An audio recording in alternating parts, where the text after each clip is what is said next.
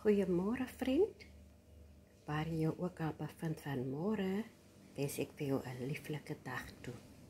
Ek wil net vir jou wys wat ek gebruik, of wat ek uitgevind het om te gebruik, om my naamplaatjies van my plante te skryf.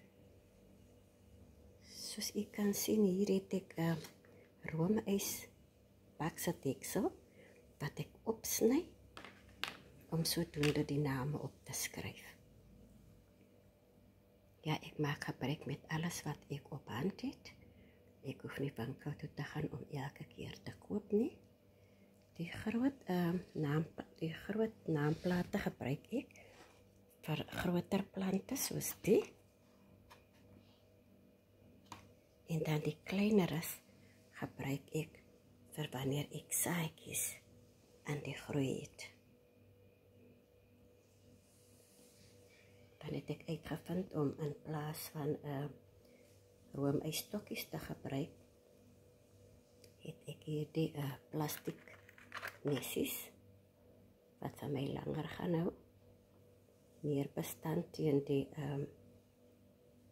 son en reën, en dan ook om die name te skryf, het ek 'n permanente merker, wat ook langer hou teen die son en die wind, teen die son en reën.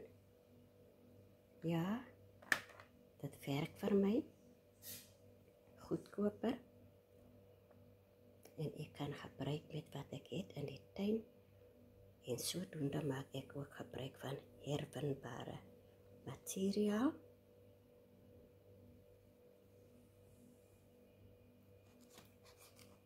Hier die glasies,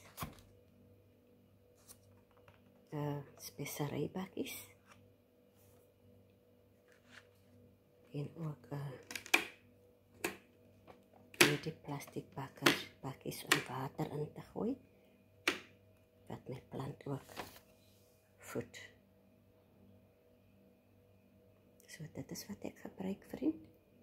Ek hoop jy vind baie daaruit. En vertel my wat jy gebruik, wat vir jou goedkoop uitwerk. Tot 'n volgende keer. Totsiens.